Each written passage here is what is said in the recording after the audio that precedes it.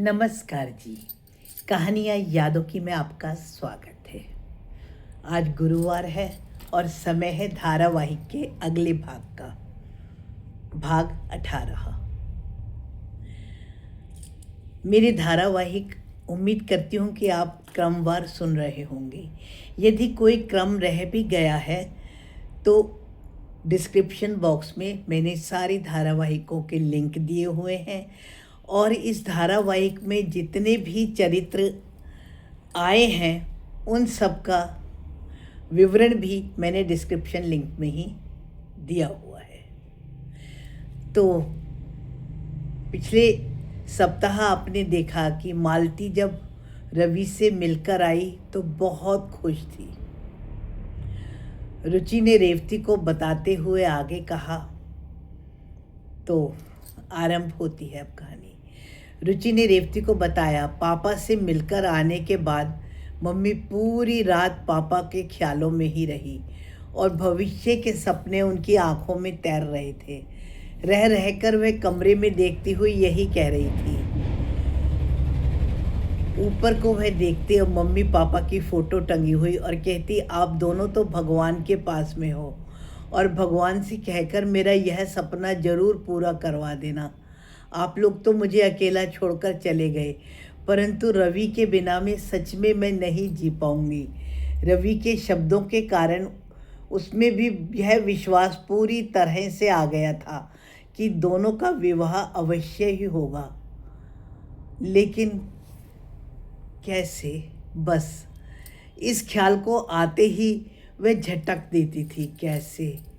फिर अपने mummy papa परमात्मा सबसे यही प्रार्थना कर रही थी कि उन्हें पापा ही पति के रूप में मिलें, वही उन्हें स्वीकार कर ले। और ऐसे ही सोचते सोचते जाने कब उन्हें नींद आ गई। सुबह जब उठी तो उन्हें ऐसा महसूस हो रहा था कि पापा से शादी होने के बाद वह इस घर में थोड़ी ही रहेगी। तो इसीलिए सवेरे भले ही बहुत शोर शराबा कुछ भी हो रहा था, परंतु उन्हें कोई फर्क नहीं पड़ रहा था। क्यों? क्योंकि वो तो अपने ही ख्यालों में थी और वो बहुत अच्छा महसूस कर रही थी। उन्हें ऐसे ही लग रहा था कि पापा से उनका विवाह हो जाएगा और फिर थोड़े ही ना कोई उन्हें इस घर में रहना है। ऐसा ही कुछ सोचते हुए उसने कुछ भी किसी को नहीं बोला। चाचा तो दुकान पर चले गए थे और चाची जब बिट्टू के लिए खाना बना रही थी तो मालती ने जाकर चाची जी से कहा, मैं खाना बना देती हूँ। यही नहीं, उन्होंने चाय बना कर के गुड़िया को भी दे दी। हमेशा के जैसे सुबह सवेरे जब गुड़िया झाड़ू पोछा लगाने के लिए झाड़ू उठा रही थी तो और दिनों तो मम्मी कॉलेज के लिए तैयार हुआ करती थी, लेकिन क्योंकि अब तो उन्होंने कॉलेज भी नहीं जाना था इसलिए उन्होंने गुड़िया को कहा, चल तू चाय पी ले, मैं तेरे साथ में घर का काम करवा दूंगी। शायद वो पहला दिन था जबकि गुड़िया ने मम्मी को बहुत प्यार से देखा और कुछ भी भला बुरा नहीं किया। उसके विपरीत उसने मम्मी के हाथ से झाड़ू लेकर के कहा, रहने दे, कोई बात नहीं, मैं ही लगा लूँगी, तुझे झाड़ू लगाने की आदत भी कहाँ है। मालती ने हंसते हुए कहा, तू ही तो कहती थी जब ससुराल जाएगी तब क्या करेगी, तब क्या बैठकर अपनी सास को सफाई के चित्र दिखाएगी या कि खाने की रेसिपी लिख कर देगी। ऐसा तू ही तो कहती थी, इसलिए मैं भी सीख लूँ झाड़ू कैसे लगाते हैं, सीख लेना। पर मेरे बाद पहले मैं बड़ी हूँ, इसलिए ससुराल तो पहले मैं ही जाऊँगी, ना कि तू। तू तो मेरे बाद में जाएगी, उसके बाद में तूने ही सीखना है और तूने ही घर का काम करना है, गुड़िया ने कहा। पर मम्मी आज किसी भी बात से मूड खराब नहीं करना चाहती थी। वो बहुत खुश थी और सिर्फ खुश थी। हाँ, एक बार उनके मन में ज़रूर आया कि कहीं ऐसा ना हो कि रवि उनसे शादी की बात करे और पहले दीप्ति की शादी होनी चाहिए, ऐसा कह के कहीं उन्होंने मना कर दिया तो चाची चाचा ने। लेकिन मालती ने यह ख्याल फिर से झटक दिया क्योंकि उन्हें पूरा विश्वास था कि अगर रवि ने किसी बात की सोची है तो वो उस काम को करेंगे तो ज़रूर। जैसे जैसे मम्मी में परिवर्तन आ रहा था, वैसे वैसे ही घर में भी सबके व्यवहार में परिवर्तन आ रहा था। और जब से मिश्रा जी ने घर पर आकर कहा था कि अब तो उनके पापा की पेंशन भी शुरू हो जाएगी और घर के पास वाले अकाउंट में ही आएगी, तब से तो सब और भी ज़्यादा शांत हो गए थे। क्योंकि सबको मालूम था कि मम्मी के अकाउंट में पैसे आएंगे तो वह उन पर कोई बोझ थोड़े ही ना होगी। मम्मी जब जब गुड़िया के साथ दोपहर में उसके कपड़े भी सिलवा देती थी तो गुड़िया भी बहुत खुश होती थी। मालती को तो यही लगता था कि अब वह इस घर में कुछ ही दिनों की तो मेहमान है। लेकिन महीना होने को आया, रवि ने तो कोई सुध ही नहीं ली और ना ही कोई उसका संदेश आया। यह वह समय था जबकि फ़ोन भले ही हर एक के घर में नहीं हो, लेकिन चिट्ठी तो आ जा सकती थी। लेकिन अगर रवि चिट्ठी लिखेगा भी तो कोई उठाएगा, लेकिन फिर मम्मी उस अविश्वास की चादर को उतार कर दूर फेंक देती थी और पापा की उस बात पर विश्वास प्रगाढ़ कर देती थी कि मैं तुमसे ही विवाह करूँगा और कैसे सब मानेंगे ये तुम्हारी नहीं, मेरी जिम्मेदारी है। अब तो इम्तिहान ख़त्म हुए 1.5 महीने के भी ऊपर हो चुका था, पर ना तो पापा का कोई संदेश आया और ना ही कोई सूचना। मम्मी का जीवन तो उस दिन पर ही रुक गया था जबकि पापा ने कहा था हम दोनों विवाह के बंधन में बंधेंगे ज़रूर। लेकिन कब कैसे होगा यह सब। रवि के तो और भी बहुत सारे मित्र थे, बहुत सी लड़कियां भी उस पर जान छिड़कती थी। कॉलेज का कोई भी फंक्शन रवि के बिना तो अधूरा ही होता था। रवि सबसे ही हंसकर बात करता था और इतनी सुंदर सुंदर लड़कियां उसकी दोस्त थी, तो कहीं ऐसा तो नहीं कि रवि ने मालती के साथ में भी सिर्फ टाइम पास ही करा हो। नहीं नहीं, ऐसा नहीं हो सकता। मम्मी इस ख्याल को कई बार मन से निकाल भी देती थी, लेकिन अब तो यही ख्याल रह रहकर उनके मन में आए जाता था और उनकी खुशियों को कमतर करता जा रहा था। अब कॉलेज भी तो तभी जाना होगा ना जब रिज़ल्ट आएगा। रोज़ अखबार तो देखा करती थी, लेकिन रिज़ल्ट तो इतनी जल्दी तो नहीं आएगा, अभी 20-25 दिन तो लगेंगे ही, तभी कॉलेज जा पाएगी और पापा से मिलेगी। लेकिन अगले साल मालूम नहीं चाची कॉलेज जाने देगी या नहीं। पर फिर उसने खुद ही दृढ़ निश्चय कर लिया। मिश्रा जी ने कहा तो है कि पापा की पेंशन आनी शुरू हो जाएगी, वह उसमें से ही पैसे निकाल लेगी और अपनी फीस के पैसे खुद दे देगी। पापा की 7 महीने की पेंशन इतनी तो होगी कि वो कॉलेज की फ़ीस दे सके। आगे भी खर्च के पैसे तो मिलते ही रहेंगे। और उन 50,000 का जिक्र तो मालती ने किसी से भी नहीं किया था जो कि उसके अकाउंट में पापा डाल गए थे। इसके विपरीत रवि ने मालती की पासबुक ले जाकर मिश्रा जी के पास में ही रखवा दी थी। हालात को समझते हुए मिश्रा जी ने भी कह दिया था कि कभी आकर इन सब पैसों को तुम्हारे नाम पर फिक्स डिपॉजिट करवा देंगे। ये घर में किसी को भी मत बतलाना। बस वो यही सोच रही थी, अगर ज़रूरत पड़ी ना और चाची ने मना करा तो मैं हॉस्टल में ही रह लूँगी, भले ही उन 50,000 में से भी पैसे निकालने पड़े। वो चाची की एक भी नहीं सुनेगी। परंतु फिर उसे रह रहकर पापा का ख्याल आ जाता था, क्या रवि ने सिर्फ टाइम पास ही तो नहीं किया। वैसे भी रवि इतना चंचल है और इतना मस्त मौला है, कहीं ये सब बातें मजाक तो नहीं थी। लेकिन मालती तो उस मजाक पर ही अपना जीवन सौंप चुकी थी। तभी चाची ने आकर कहा कि मिश्रा जी का फ़ोन आया है, अगले सप्ताह तक पता कर लेना, पेंशन खाते में आ जाएगी। यूँ मानो घर में खुशी का माहौल छा रहा था।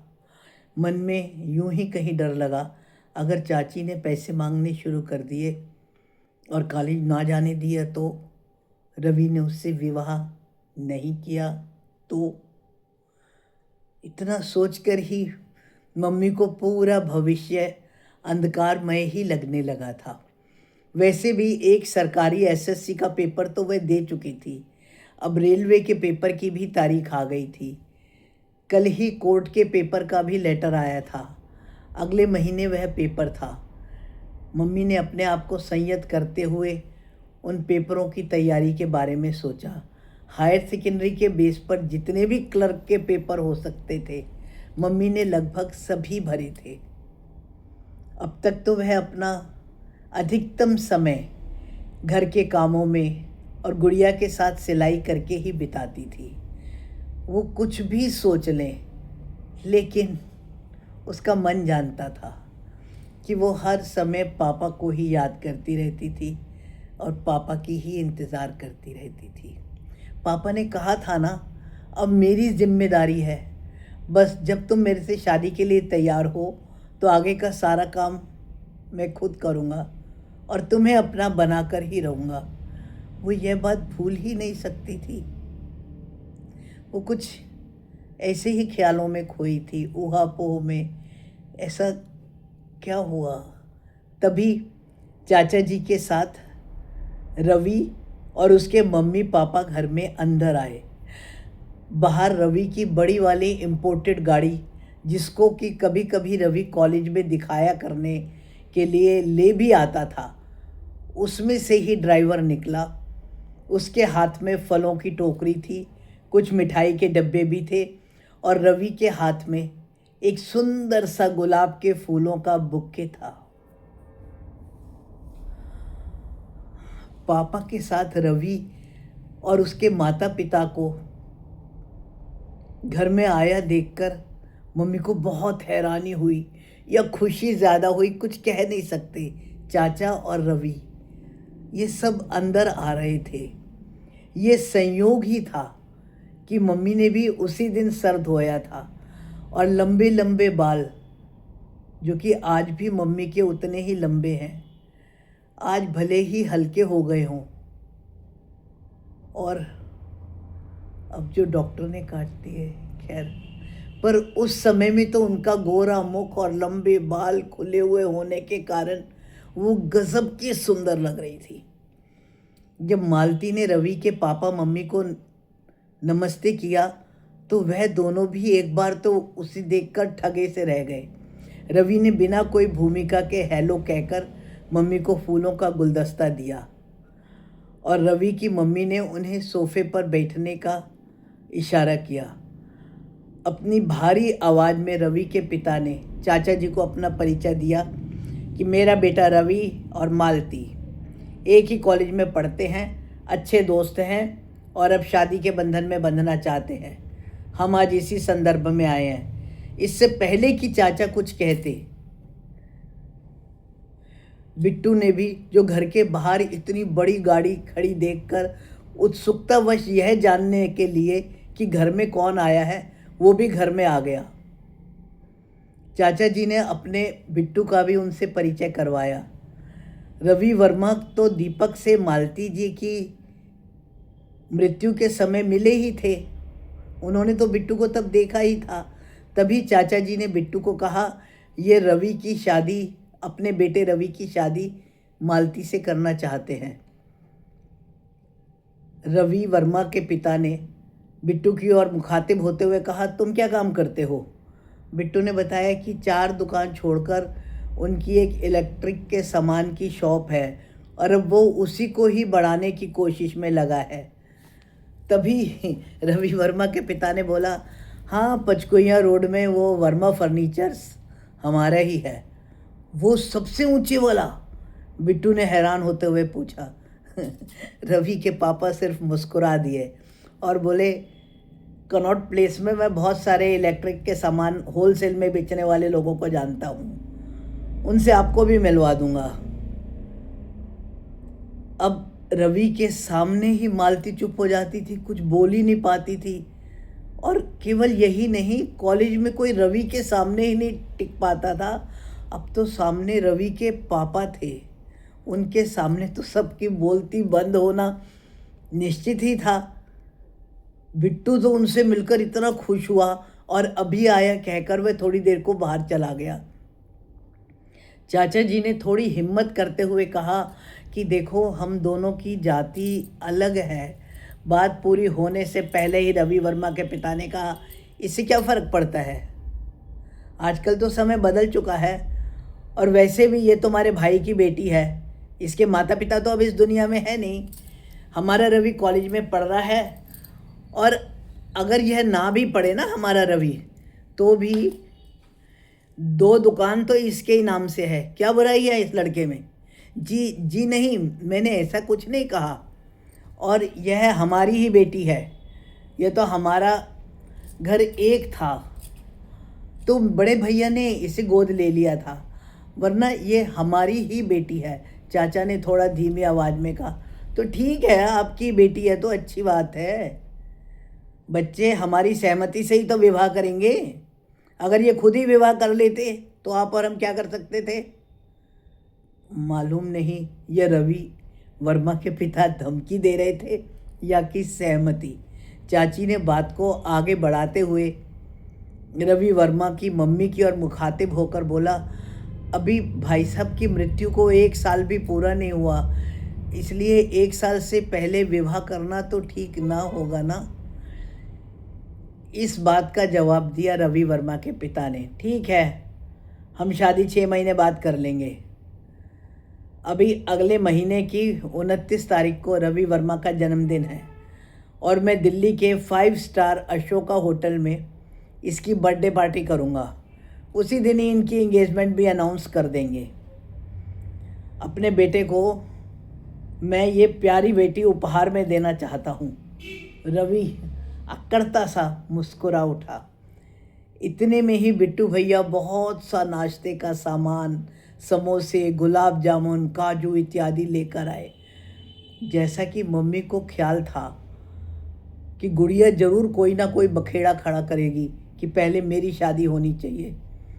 इसके विपरीत उसने मम्मी को जब वो रसोई में आई तो समझाया, अच्छा है, इसको जब अच्छा घर-वर मिल रहा है तो आप बिना वजह के पंगी क्यों करना चाहती हो, करने दो शादी मालती को। और गुड़िया भी बड़ी खुशी खुशी नाश्ते की ट्रे लेकर उनके पास आई। बाकी अगले सप्ताह। मुझे लगता है आपको ये कहानी अच्छी लग रही है या कैसी, कृपया कमेंट्स द्वारा सूचित करें। धन्यवाद जी।